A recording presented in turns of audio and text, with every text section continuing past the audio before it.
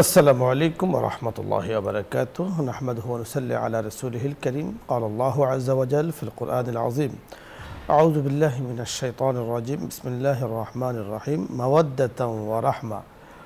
وقال تعالى في موضع آخر: لتسكنوا إليها، أو كما صدق الله المولانا العظيم وصدق رسوله النبي الكريم. সুপ্রিয় দর্শক মণ্ডলী, মহান আল্লাহ তাআলার দরবারে লাখো কোটি শুকরিয়া আদায় করছি যে আল্লাহ তাআলা আমাদেরকে মুসলিম বানিয়েছেন, মুহাম্মদ রাসূলুল্লাহ সাল্লাল্লাহু আলাইহি সাল্লামের আমাদেরকে উম্মত বানিয়েছেন। আল্লাহ তাআলার কাছে আমরা দোয়া করিনি, আল্লাহ তাআলার কাছে আমরা চাইনি, তারপরও চাওয়া ব্যতিরিক্ত আল্লাহ তাআলা মহান নিয়ামত আমাদেরকে দান করেছেন। শুকরিয়া ইয়া রাব্বি লাকাল হামদ কামা ইয়ানবাগি লিজালালি ওয়াজহিক ওয়া আযীম সুলতানিক। রাসূল আকরাম সাল্লাল্লাহু আলাইহি সাল্লামের জীবন চরিত পুরোটাই আমাদের জন্য আদর্শ। আল্লাহ তাআলা বলে দিয়েছেন রাসূল আকরাম সাল্লাল্লাহু আলাইহি সাল্লাম ঘরে কেমন ছিলেন, পরিবারে কেমন ছিলেন, পরিবারের সুখ আনয়নের জন্য রাসূল আকরাম সাল্লাল্লাহু আলাইহি সাল্লাম কী কী পদক্ষেপ নিয়েছেন, কোরআন এবং হাদিসে এ সম্পর্কে কী রয়েছে। আজকে আমরা সুখী পরিবার গঠনে মহানবী সাল্লাল্লাহু আলাইহি সাল্লামের শিক্ষা এই বিষয় নিয়ে কথা বলবেন বিশিষ্ট ইসলামী চিন্তাবিদ, মিডিয়া আলোচক, মিডিয়া উপস্থাপক, অত্যন্ত পরিচিত মুখ মুফতি মোহাম্মদ আল আমিন খান, খতিব আল আকসা জামে মসজিদ জুরাইন, ঢাকা। সাথে আছি বরাবরের মতো আমি আমজাদ হোসেন হেলালি। আসসালামু আলাইকুম ওয়া রাহমাতুল্লাহি ওয়া বারাকাতুহু। ওয়া আলাইকুম আসসালাম ওয়া রাহমাতুল্লাহি ওয়া বারাকাতুহু। মুহতারাম, কেমন আছেন আপনি? আলহামদুলিল্লাহ, শেখ আপনি ভালো আছেন? খুব ভালো আছি আলহামদুলিল্লাহ। আজকে আপনার কাছে আমরা জানবো রাসূল আকরাম সাল্লাল্লাহু আলাইহি ওয়াসাল্লামের সব কিছুই তো আমাদের জন্য আদর্শ। বিশেষ করে রবিউল আউয়াল মাস যখন আসে তখন আমাদের বিশেষ করে রাসূলের জীবন চরিত্র নিয়ে সারা বছরই আমাদের আলোচনা করতে হবে। আমাদের জন্য আদর্শ রবিউল আউয়াল মাস আসলে তখন আমাদের কাছে বিষয়টা আরও বেশি জাগ্রত, প্রতি বছরই আমাদের কাছে বিষয়টা আরও বেশি আলোচনা দরকার, আরও বেশি পর্যালোচনা দরকার। সিরাতের উপরে যত আলোচনা করব ততই কিন্তু আমাদের সুন্নাহ জিন্দেগি, কোরআন অনুযায়ী চলার একটা আগ্রহ, স্পৃহা জাগ্রত হয়। তো রাসূল সাল্লাল্লাহু আলাইহি ওয়াসাল্লাম পরিবারে কেমন ছিলেন এ নিয়ে হযরতে আজওয়াজ মুতাহহারাত যারা আছেন ওনারা কিন্তু চমৎকারভাবে বিভিন্ন কথাবার্তা বলেছেন যে রাসূল সাল্লাল্লাহু আলাইহি ওয়াসাল্লাম অত্যন্ত সুন্দর প্রকৃতির একজন মানুষ ছিলেন। তো সুখী পরিবার, আমরাও তো সুখী পরিবার গঠন করতে চাই, সুখী পরিবার চাই। তো সুখী পরিবার তৈরির জন্য আমাদের কি করণীয় উচিত, মহানবী সাল্লাল্লাহু আলাইহি ওয়াসাল্লাম আমাদেরকে কি শিক্ষা দিয়েছেন, আপনার কাছে এই বিষয়ে আমরা শুনবো। আলহামদুলিল্লাহি রাব্বিল আলামিন ওয়াসসালাতু ওয়াসসালামু আলা সাইয়্যিদিল আমবিয়া ওয়াল মুরসালিন ওয়া আলা আলিহি ওয়া আসহাবিহি আজমাইন ওয়া বাদ। মহান রব্বি কারীমের দরবারে শুকরিয়া আদায় করছি এবং আপনাকে অসংখ্য ধন্যবাদ জানাচ্ছি বিজ্ঞ প্রাজ্ঞ উপস্থাপক আল্লাহ সুবহানাহু ওয়া তাআলা যে মানুষটিকে এই বিশ্ববাসীর জন্য অনুকরণীয় অনুসরণীয় হিসেবে পাঠিয়েছেন তিনি হলেন আমাদের প্রিয় নবী মুহাম্মদ মুস্তাফা সাল্লাল্লাহু আলাইহি ওয়াসাল্লাম। আল্লাহ সুবহানাহু ওয়া তাআলা ইরশাদ করছেন, বিসমিল্লাহির রহমানির রহিম, লাকাদ কানা লাকুম ফি রাসূলিল্লাহি উসওয়াতুন হাসানাহ। উসওয়া হাসানাহ অর্থাৎ এই পৃথিবীতে অনুসরণ বা অনুকরণের সবচেয়ে নির্ভরযোগ্য যিনি মানুষ তিনি হলেন প্রিয় নবী মুহাম্মদ মুস্তাফা সাল্লাল্লাহু আলাইহি ওয়াসাল্লাম, এবং তার আদর্শের মধ্যেই রয়েছে আমাদের জন্য কল্যাণ। দর্শক, তার আদর্শ আমাদের প্রত্যেক ব্যক্তির জন্য, প্রত্যেক অবস্থার জন্য, প্রত্যেক জাতির জন্য। দর্শক মণ্ডলী, আমরা ব্যক্তি জীবন অনুসরণ করব প্রিয় নবীর জীবন থেকে, আমরা আমাদের পারিবারিক জীবন সেটা অনুসরণ করব আমাদের প্রিয় নবী মুহাম্মদ মুস্তাফা সাল্লাল্লাহু আলাইহি ওয়াসাল্লামের পরিবার থেকে। আমাদের সামাজিক জীবন, রাজনৈতিক জীবন, আমাদের কর্ম, এ টু জেড সব কিছু আমরা অনুকরণ যাকে করব তিনি হলেন বিশ্বনবী মুহাম্মদ মুস্তাফা সাল্লাল্লাহু আলাইহি ওয়াসাল্লাম। আল্লাহর হাবিব মুহাম্মদ মুস্তাফা সাল্লাল্লাহু আলাইহি ওয়াসাল্লাম সুন্দর করে এই পৃথিবীতে কিভাবে একটা পরিবার সুন্দর হবে, গোছানো হবে, সেই সুন্দর গোছানো এবং সুখী পরিবার এটার বিশ্লেষণ তার জীবনী এবং তার পরিবার থেকে নিলে আমরা কিন্তু পেয়ে যাই। আল্লাহ সুবহানাহু ওয়া তাআলা এই পরিবারের যে ধারণাটা এটা প্রথম কিন্তু জান্নাত থেকে আমরা পাই। আল্লাহ সুবহানাহু ওয়া তাআলা আমাদের আব্বাজান আদম আলাইহিস সালাতু ওয়াস সালাম এবং আম্মাজান হাওয়া আলাইহিস সালাতু ওয়াস সালাম তাদের মাধ্যমে ছোট্ট একটা পরিবার কিন্তু প্রথম জান্নাতে সূচনা করেছিলেন। আল্লাহ তাআলা পবিত্র কোরআনুল কারীম সূরাতুল বাকারা এই ব্যাপারে ইরশাদ করছেন, বিসমিল্লাহির রহমানির রহিম, ওয়া ইয়া আদামু উসকুন আনতা ওয়া যাওজুকাল জান্নাতা ওয়া কুলা মিনহা রাগাদান হাইতু শি'তুমা ওয়া লা তাকরাবা হাযিহিশ শাজারা। আল্লাহ তাআলা এই আয়াতে কারিমায় সুন্দর করে বলছেন, হে আদম, ওয়া ইয়া আদামু উসকুন আনতা ওয়া যাওজুকাল জান্নাহ, তুমি এবং তোমার স্ত্রী জান্নাতে বসবাস করো, শান্তিপূর্ণভাবে থাকো, এবং অকুলা মিনহা রাগাদান হাইতু শি'তুমা তোমাদের যা ইচ্ছা সেটা তোমরা খাও, তবে লা তাকরাবা হাদিহিশ শাজারা, ওই যে গাছকে তোমাকে নির্ধারণ করে দিলাম ওই গাছের কাছেও যেও না। তো আমরা বুঝতে পারি আমাদের আব্বাজান এবং আম্মাজান হাওয়া আলাইহিস সালাতু ওয়াস সালাম তারা মূলত জান্নাতের মধ্যে একটা সুন্দর পরিবার তারা গঠন করেছিলেন। এর পরবর্তীতে আল্লাহ তাআলা সূরাতুন নিসার শুরুতেই এই পরিবারের আরও বিস্তারিত ধারণা সুন্দর করে উল্লেখ করে বলছেন, বিসমিল্লাহির রহমানির রহিম, ইয়া আইয়ুহান নাসু ইত্তাকু রাব্বাকুমুল্লাযী খালাকাকুম মিন নাফসিন ওয়াহিদা ওয়া খালাকা মিনহা যাওজাহা ওয়া বাথা মিনহুমা রিজালান কাসীরান ওয়া নিসাআ ওয়াত্তাকুল্লাহাল্লাযী তাসাআলুনা বিহি ওয়াল আরহাম। আল্লাহ তাআলা ইরশাদ করছেন, ইয়া আইয়ুহান নাস, হে মানব মণ্ডলী, ইত্তাকু রাব্বাকুম, আল্লাহ তাআলাকে তোমরা ভয় করো, সেই প্রতিপালক রবকে তোমরা ভয় করো যিনি তোমাদেরকে সৃষ্টি করেছেন মিন নাফসিন ওয়াহিদা, একটি মানুষ থেকে, এবং তার থেকে সৃষ্টি করেছেন তার স্ত্রীকে অর্থাৎ আম্মাজান হাওয়া আলাইহিস সালাতু ওয়াস সালামকে সৃষ্টি করেছেন, এবং তাদের উভয় থেকে ওয়া বাথা মিনহুমা রিজালান কাসীরান ওয়া নিসাআ, এবং আব্বাজান আদম আলাইহিস সালাতু ওয়াস সালাম এবং আম্মাজান হাওয়া আলাইহিস সালাতু ওয়াস সালাম তাদের উভয় থেকে এই পৃথিবীতে অসংখ্য নারী পুরুষ তাদেরকে ছড়িয়ে দিয়েছেন। সুতরাং জান্নাতের প্রথম পরিবার, এর পরবর্তীতে পৃথিবীতে পরিবারের প্রথম ধারা তারা আসলেন এবং তাদের মাধ্যমে সন্তান আস্তে আস্তে বৃদ্ধি লাভ করলো, পরিবার কিন্তু বড় হচ্ছে, পরিবার তৈরি হলো। আমরা আল্লাহ নবী সাল্লাল্লাহু আলাইহি ওয়াসাল্লামের একটি প্রখ্যাত হাদিস যদি দর্শকদেরকে জানাতে চাই। আল্লাহ নবী সাল্লাল্লাহু আলাইহি ওয়াসাল্লাম ইরশাদ করছেন, কুল্লু মাউলুদিন ইউলাদু আলাল ফিতরাহ ফাআবাওয়াহু ইউহাউইদানিহি আও ইউনাসসিরানিহি আও ইউমাজ্জিসানিহি। আল্লাহ নবী সাল্লাল্লাহু আলাইহি ওয়াসাল্লাম ইরশাদ করছেন, প্রত্যেক বনি আদম সন্তান এই পৃথিবীতে জন্মগ্রহণ করে ফিতরাতের উপর অর্থাৎ ঈমানের উপর, তারা ইসলামের উপর জন্মগ্রহণ করে। এরপর তার পিতা কিংবা মাতা তাদেরকে আস্তে আস্তে আও ইউহাউইদানিহি আও ইউনাসসিরানিহি, হয়তো তাকে ইহুদি বানাচ্ছে অথবা নাসারা বানাচ্ছে বা অগ্নিপূজকে বানাচ্ছে, অর্থাৎ সে যে পরিবারে জন্মগ্রহণ করেছে সেই পরিবারের কালচারে আস্তে আস্তে কিন্তু বড় হচ্ছে। সুতরাং পরিবার আমাদেরকে এমন সুন্দর হতে হবে যে পরিবার আম্মাজানগণ তারা সুন্দর পরিবার কিভাবে হবে, তাদের ঘরে আমরা যদি দেখি আমাদের পরিবারগুলোতে আলহামদুলিল্লাহ অনেক টাকা অনেক সম্পদ আছে, কিন্তু একটি জিনিসের অভাব অধিকাংশ পরিবারে, সেটা হলো শান্তির। আম্মাজানগণ এবং সাহাবা আজমাইনগণ তাদের পরিবারে কোনো অনেক অঢেল সম্পদ ছিল না, কিন্তু যেটা ছিল সেটা হলো জান্নাতের। চমৎকার আপনি বলছিলেন। দর্শক মণ্ডলী, সুখী পরিবার সকলে চাই, শান্তিময় পরিবেশ হোক আমার পরিবারের মধ্যে আমরা সকলে চাই। তার জন্য আল্লাহ তাআলা পবিত্র কোরআন হাকিমে দুটো মূলনীতি বলে দিয়েছেন, মাওয়াদ্দাতান ওয়া রাহমা, পারস্পরিক মায়া মহব্বত স্নেহ ভালোবাসা স্বামী স্ত্রীতে থাকবে, সেখান থেকে সন্তান শিখবে। তাহলে পারস্পরিক শান্তি প্রশান্তি মায়া মহাব্বত যখন আল্লাহ পাককে সন্তুষ্ট করার জন্যই থাকবে, কারণ রাসূল সাল্লাল্লাহু আলাইহি ওয়াসাল্লাম বলে দিয়েছেন আল হুব্বু ফিল্লাহ ওয়াল বুগযু ফিল্লাহ, কারোর সাথে মহাব্বত হবে সেটা আল্লাহ পাকের সন্তুষ্টির জন্য, আর কোনো কারণে শত্রুতা হবে সেটাও আল্লাহ পাকের জন্য। দ্বীনের কোনো জায়গাতে যদি ত্রুটি করে, ইসলামের বিরুদ্ধাচারণ করে, তখন সেক্ষেত্রে তো মানা যাবে না। তো সেক্ষেত্রে আল্লাহ পাকের সন্তুষ্টির জন্য যখন আমি পরিবারকে চালাবো, তো পরিবারের মুখে যে খাবার এনে দেব আমি একটা লোকমা, প্রত্যেকটা লোকমায় আল্লাহ রাব্বে করিম আমাকে দানের সৎকার সওয়াব দান করবেন, সুবহানাল্লাহ। এই জন্য লিতাসকুনু ইলাইহা, পবিত্র কোরআন হাকিম আল্লাহ তাআলা বলে দিয়েছেন যে স্ত্রীর কাছে স্বামীর প্রশান্তি, স্বামীর কাছে স্ত্রীর প্রশান্তি, এগুলো সব তৈরি হয় মাওয়াদ্দাতান ওয়া রাহমাত, দুইটা মূলনীতির ভিত্তিতে।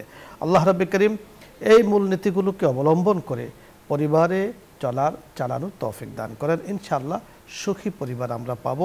মহানবী সাল্লাল্লাহু আলাইহি সাল্লামের পুরো পরিবারকে যেভাবে চালিয়েছেন, আমরা সুন্দর পরিবার পাওয়ার জন্য রাসূল আকরাম সাল্লাল্লাহু আলাইহি সাল্লামের পরিবারকে সামনে রাখবো। ইনশাআল্লাহ আমাদের পরিবার, আমাদের জীবন, আমাদের সমাজ সুন্দর হয়ে যাবে। আল্লাহ চাহে তো আমাদের জন্য সেভাবে কবুল করেন। দর্শক মণ্ডলী, আলোচ্য বিষয় নিয়ে যদি আপনাদের কোনো কিছু জানার থাকে অথবা ইসলামের কোনো বিষয় যদি প্রশ্ন করতে থাকেন, মাসলা মাসাইল সম্পর্কিত আপনি জানতে চান, প্রশ্ন করুন, আমরা চেষ্টা করব কথা বলার জন্য। প্রথমে যিনি আছেন, আসসালামু আলাইকুম ওয়া রাহমাতুল্লাহ। দর্শক পরিচয় বলে প্রশ্ন করুন। আমার একটা প্রশ্ন ছিল। জি বলুন। প্রশ্নটা হইল যে নামাজ পড়ার সময় এশাকার নামাজ যখন পড়ি তখন কি এক উজু দিয়া ফজরের নামাজ আর তাহাজ্জুদের নামাজ কি একসাথে পড়া যাইব কিনা? বুঝতে পেরেছেন, ধন্যবাদ। আপনি শুনতে থাকুন, আমরা কথা বলছি। জি জি, শুকরান জাযাকাল্লাহ। আসলে এক অজু দিয়ে, অর্থাৎ তার অজু যতক্ষণ থাকবেন, যতক্ষণ না তিনি অপবিত্র হচ্ছেন, অর্থাৎ অজু চলে না যায়, ভেঙে না যায়, সে পর্যন্ত তিনি সালাত একসাথে নামাজ যে কয় ওয়াক্ত পারে তাহাজ্জুদের নামাজ পড়বেন, ফজরের নামাজ পড়বেন, এমনকি যদি ইশরাকের সুযোগ থাকে সেটাও কিন্তু তিনি পড়তে পারবেন, এক অজু দিয়ে পড়তে পারবেন, কোনো সমস্যা নেই। পরের দর্শক, আসসালামু আলাইকুম ওয়া রাহমাতুল্লাহ। আসসালামু আলাইকুম। ওয়ালাইকুম আসসালাম। জি জি, প্রশ্ন করুন। গতকালকে আমি বলছিলাম যে আপনারা যখন অনুষ্ঠানে বসেন, আমি দুইটা চ্যানেলই দেখি, একটা হচ্ছে মক্কা মদিনা আর আপনাদের এই সময়টা। গতকালকে আপনারা যখন বসলেন না তখন তাই হচ্ছে ওখানে জোহরের নামাজ শেষ ছিল, এই কথাটাই বলতে চাইছিলাম আপনাকে। আর তাই হচ্ছে শুক্রবার দিন কিন্তু 4টার সময় শেষ হলো ওই চ্যানেল, আপনাদের আর দেখতে পারলাম না।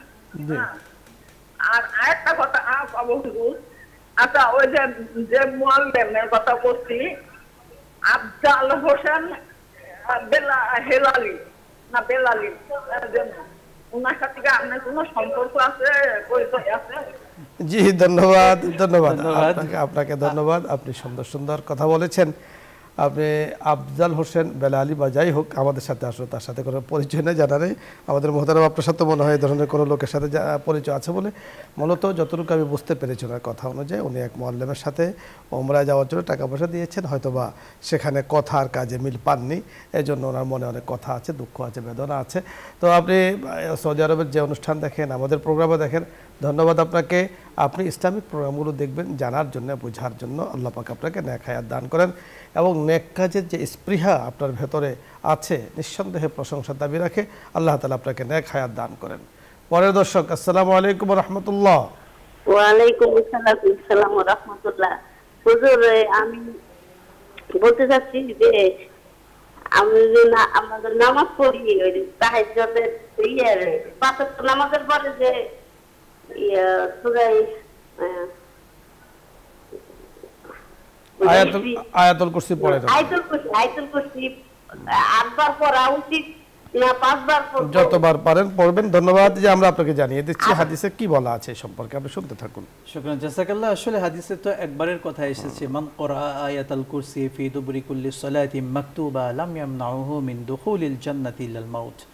যে ব্যক্তি ফজরের অর্থাৎ প্রত্যেক ফরজ নামাজের পরে আয়াতুল কুরসি পাঠ করবেন, তার এবং জান্নাতে দুইটার মধ্যে বাধা থাকবে শুধু মৃত্যু, অর্থাৎ তিনি ইন্তেকাল করবেন এবং তার জান্নাতে যাওয়ার পথ সহজ হয়ে যাবে। সুবহানাল্লাহ। সুতরাং এটা একবার পড়লেও হয়ে যাবে। আর আপনি যদি ভালোবাসা এবং আবেগে যদি অনেকবার পড়েন, আলহামদুলিল্লাহ, কোনো সমস্যা নেই। বেশি পড়লে তো, কোরআন কারীম পড়লেই তো সওয়াব, প্রত্যেকটি হরফ। চমৎকার বলেছেন। পরের দর্শক, আসসালামু আলাইকুম। হ্যালো, আসসালামু আলাইকুম। ওয়ালাইকুম আসসালাম ওয়া রাহমাতুল্লাহ।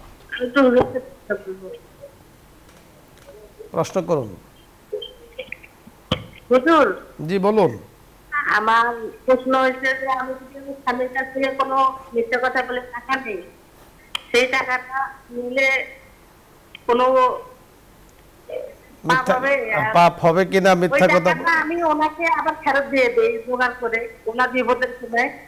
বুঝতে পেরেছি। জি ধন্যবাদ। আমরা বিষয়টি আপনাকে বুঝিয়ে বলছি, আসলে আপনি যে কাজটি করছেন ঠিক করছেন কিনা, বুঝতে পেরেছেন?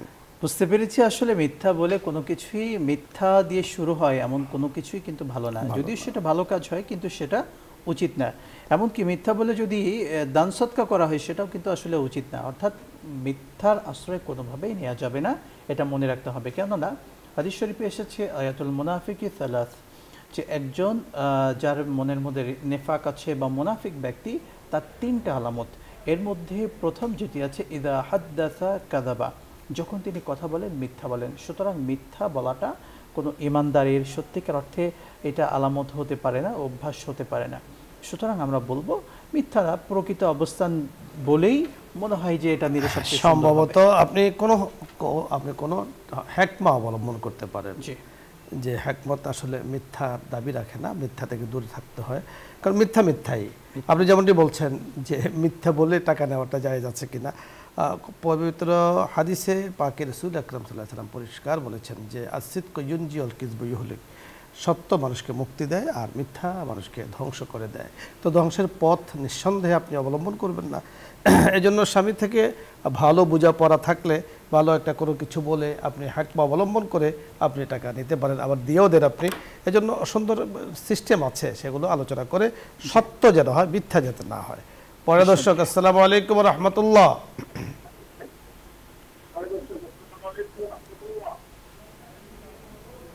ওয়ালাইকুম সালাম। ওয়ালাইকুম আসসালাম। জি, প্রশ্ন। হুজুর, জি, প্রশ্ন করুন। হুজুর, বলুন। আমি বলতেছি যে হুজুর কাটে দিবেন না হুজুর। লাইন কাটবো না, আপনি প্রশ্ন করুন। আচ্ছা হুজুর, আমি বলছি ফার্স্টটা কেমন করে দিতে হবে হুজুর? সাহু সেজদা কিভাবে দিতে হয়? অত্যন্ত অনেক সুন্দর একটি প্রশ্ন সুন্দর করেছেন, প্রশ্ন। ধন্যবাদ। অর্থাৎ নামাজে যদি কোনো ওয়াজিব তরক হয়ে যায় তখন তাকে সাহু সিজদা দিতে হয়, এবং সাহু সিজদা দেওয়ার আমরা যে নিয়মটা জানি স্বাভাবিক, অর্থাৎ একেবারে শেষ বৈঠকে তখন যখন তাশাহুদ পড়া হয়ে যাবে তখন ডান দিকে সালাম ফিরে আল্লাহু আকবার বলে দুইটা তখন আবার সিজদা দিতে হবে, দিয়ে এরপরে পুনরায় আবার তাশাহুদ থেকে আবার শুরু করবেন। এটা হলো মূল নিয়ম। সাহু সেজদার মূল নিয়ম বুঝতে পেরেছেন।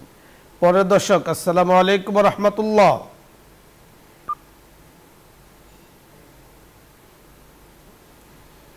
জি দর্শক, শুনতে পেয়েছেন, প্রশ্ন করুন। হ্যালো, আসসালামু আলাইকুম। আপনি টিভির ভলিউম কমিয়ে প্রশ্ন করুন। আসসালামু আলাইকুম। ওয়ালাইকুম আসসালাম ওয়া রাহমাতুল্লাহ। আমি ঢাকা ক্যান্টনমেন্ট থেকে আশিকুজ্জামান বলছিলাম। জি বলুন। মানে সুই সাজদাটা কি, মানে নিয়মটা কি, এটা জানার জন্য। ধন্যবাদ। একটু আগেই আমাদের মোহতারাম মুফতি আলামিন খান বলে দিয়েছেন, সাহু সেজদার নিয়ম হলো ভুলে যদি নামাজের মধ্যে, সেই নামাজ ফরজ হোক, সুন্নাহ হোক, ওয়াজিব হোক, আপনি যে নামাজই শুরু করেছেন, কোনো ওয়াজিব যদি ভুলে ছুটে যায়, নামাজের মধ্যে ওয়াজিব 14টির যে কোনো একটি ভুলে যদি ছুটে যায়, তাহলে আপনি শেষ বৈঠকে 2 রাকাত বিশিষ্ট নামাজ হোক, 4 রাকাত বিশিষ্ট নামাজ হোক, শেষ বৈঠকে আত্তাহিয়াতু পড়ে আপনি ডান দিকে সালাম ফেরাবেন, আসসালামু আলাইকুম ওয়া রাহমাতুল্লাহ বলে আবার 2টো সিজদা দিবেন, দিয়ে আবার বসে আত্তাহিয়াতু পড়ে, দরুদ শরীফ পড়ে, দোয়া মাসুরা পড়ে সালাম ফিরিয়ে নামাজ শেষ করবেন। এটাকেই সাহু সিজদা দেওয়ার নিয়ম বলা হয়, এভাবে দিতে হয়। আশা করছি আপনি বুঝতে পেরেছেন। আমাদের দর্শক যারা আছেন এই বিষয় নিয়ে আরও অনেক প্রশ্ন করেছেন, ইনশাআল্লাহ আজকে পরে আর প্রশ্ন থাকবে না আশা করছি। পরে দর্শক, আসসালামু আলাইকুম ওয়া রাহমাতুল্লাহ।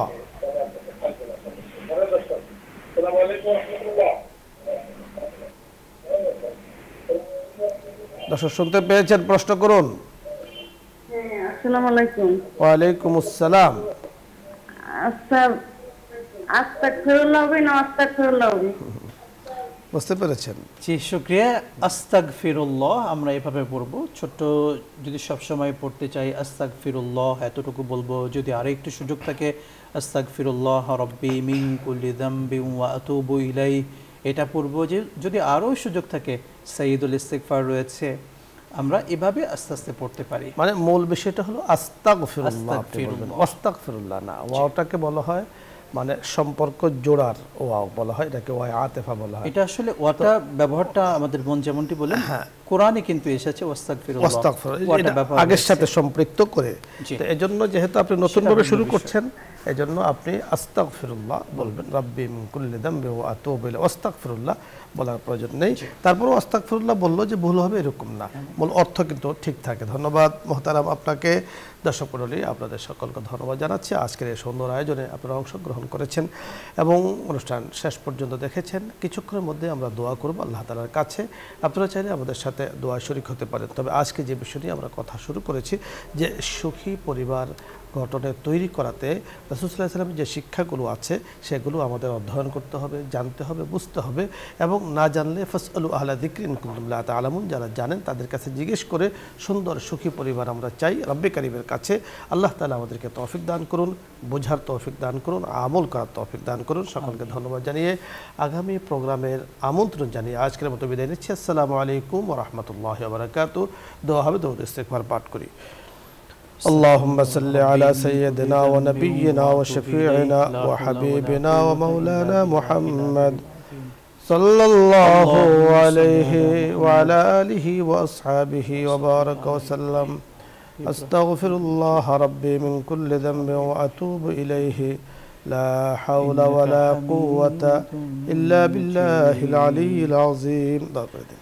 الحمد لله رب العالمين. اللهم أنت السلام ومنك السلام تباركت يا ذا الجلال والإكرام. رب كريم গুনার বুঝানি তোমার আলিশান দরবারে আমরা হাত তুললাম, দর্শকেরা হাত তুলেছেন। আয় আল্লাহ, দয়া করে মেহেরবানি করে আমাদের জীবনের সমস্ত গুনাহগুলোকে তুমি মাফ করে দাও। এই রব্বে করিম, সগীরা কবিরা জানা ওয়াজানা শিরকে বেদাতি যত ধরনের গুনাহ আছে সমস্ত গুনাহগুলোকে তুমি মাফ করে দাও। আয় আল্লাহ, আমাদের আব্বা আম্মা, আত্মীয় স্বজন, ছেলে সন্তান, স্ত্রী পরিজন, বন্ধু বান্ধব যারা যেখানে কবরস্থ হয়ে শুয়ে আছেন প্রত্যেককে তুমি মাফ করে দাও। রব্বে কারীম, আজকের এই অনুষ্ঠানকে কবুল করে নাও। আয় আল্লাহ, বসুন্ধরা গ্রুপের সম্মানিত চেয়ারম্যান মহোদয় সহ এই পরিবারের প্রত্যেক ব্যক্তিকে তুমি উত্তম প্রতিদান দান করো। আয় আল্লাহ, ইসলামের কাজ, ইসলামের খেদমত আরো বেশি বেশি করার তৌফিক দান করো। রব্বে কারীম, তোমার কাছে দোয়া করছি আমাদের এই প্রিয় মাতৃভূমি বাংলাদেশকে সমস্ত বিপদ আপদ বালা মুসিবত থেকে হেফাজত করো।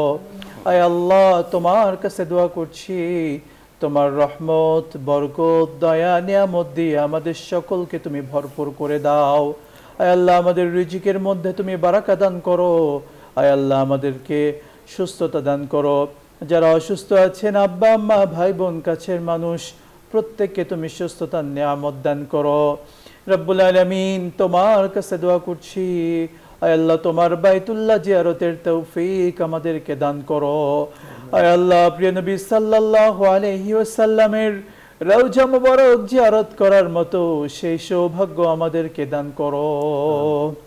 ও সাল্লাল্লাহু তাআলা আলা খায়রি খালকিহি মুহাম্মদ ওয়া আলা আলিহি ওয়া আসহাবিহি আজমাইন। আয় আল্লাহ, মৃত্যুর সময় আমাদের সবার জবানে সেই মধুর কালিমা নসিব করে দিও, লা ইলাহা ইল্লাল্লাহু মুহাম্মাদুর রাসূলুল্লাহ।